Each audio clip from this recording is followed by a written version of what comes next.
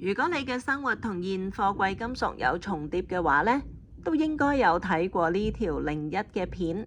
有位客人帶埋2位工人姐姐一齊去上環利昌金鋪排隊買白銀。我都係啱啱先睇完呢條片。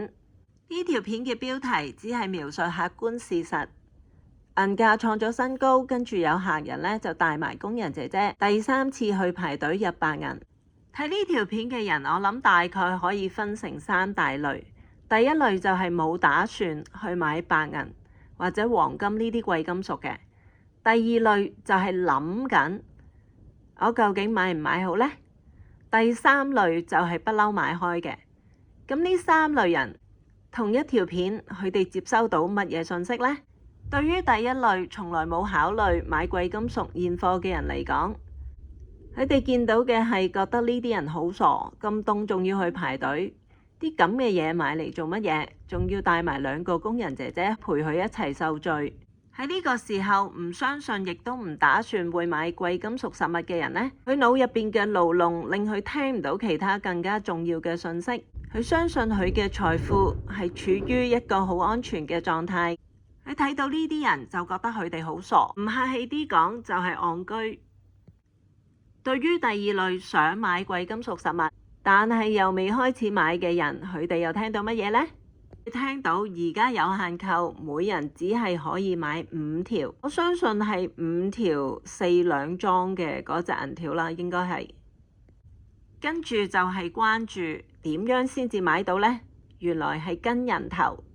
跟住佢個腦入邊已經充斥住點樣揾多幾個人幫手自己去排隊呢？嗰啲人會係咩人呢？邊個得閒呢？除咗自己嘅工人姐姐，自己嘅身邊人會唔會得閒日光日白陪去排隊呢？而唔會好似第一類從來冇打算買貴金屬，亦都唔相信貴金屬嘅人，佢哋所見到嘅天寒地凍，仲要捉埋工人姐姐去咁陰功，佢睇唔到呢啲嘢㗎喎。第3類就係買開貴金屬實物嘅人，佢哋又聽到乜嘢呢？即係好似我咁啦，我聽到嘅就係曾經有人一次過買晒利昌喎。利昌係好大嘅喎，買白銀喺香港區做零售呢，佢真係第一第二嘅咯喎，竟然有人一手買晒佢當日嘅銷售量喎，唔係細數目嚟嘅喎。當然而家有短缺，就唔知道究竟有幾多現貨嘅白銀有得俾嗰位當機立斷嘅客人一手買晒啦。絕對都係要求聲嘅事喎。跟住嗰位受訪問嘅客人有提供好清晰嘅指示，就係根據人頭賣嘅喎，但係佢都唔肯定帶埋工人姐姐去可唔可以成功買到更多嘅白銀。跟住佢就講一個好重要嘅信息，就係如果佢今日買唔到呢，佢都唔緊要。點解啊？因為佢屋企已經有好多。呢個係我嘅個人睇法。第一類唔相信貴金屬實物價值嘅人呢，佢哋應該係好相信系統，好相信承諾，佢相信將啲錢擺咗喺銀行做定期呢，起碼有息收。呢一類人當然亦都係會相信股票，會相信 ETF， 會相信房地產。佢哋係有一個對系統信任嘅牢籠，呢個牢籠係好難衝得破。我覺得9成9嘅人都喺呢個牢籠入邊，佢哋會合理化通脹，話啲嘢梗係越嚟越貴㗎啦。當地產股票唔升，就話呢啲係消化期。佢哋呢個相信系統嘅牢籠，令佢哋有一個莫名嘅安全感。呢個觀念令到佢哋每日聽到嘅信息喺潛意識入邊過濾，只係選擇性接收嗰啲令佢安心嘅信息。佢哋覺得呢啲走去排隊買白銀嘅人係有焦慮症。跟住係第二類，相信貴金屬實物，但係仲未開始買貴金屬實物嘅人。喺精神層面上，佢哋已經衝破巨陣，衝破好多牢籠，已經好值得為自己驕傲。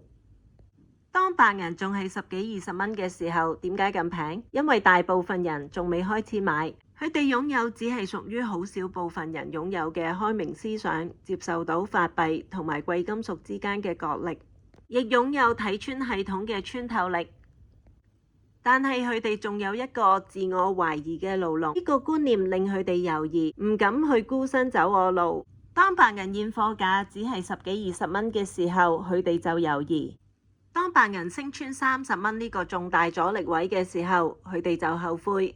咁唯有等啦，真係等到白銀有回調喎，跟住佢哋就諗，可能再等下會更平啲。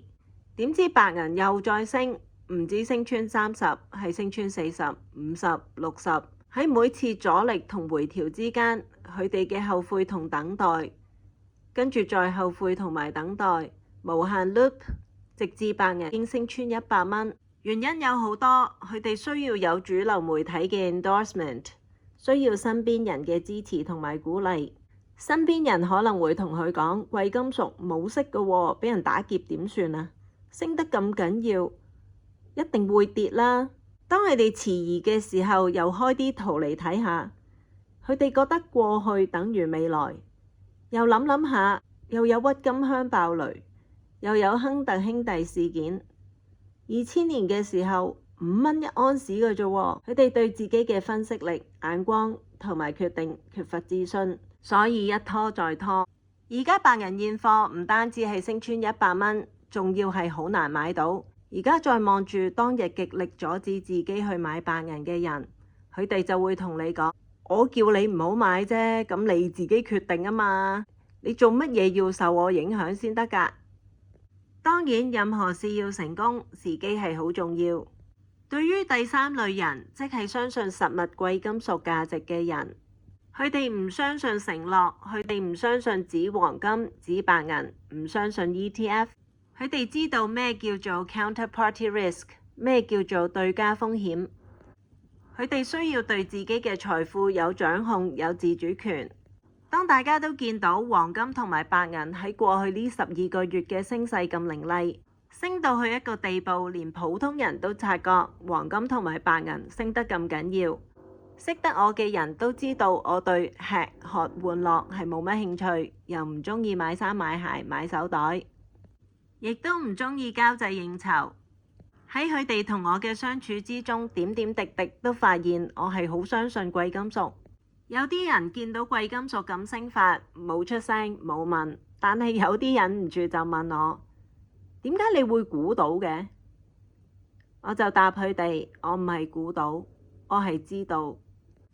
三維度世界入邊嘅設定係為咗三維度世界嘅人度身訂造，再加埋三維度世界嘅思想模式，再加埋精心佈局嘅生存環境同埋條件，就解釋到點解大部分人喺同一時間做同一樣嘅決定。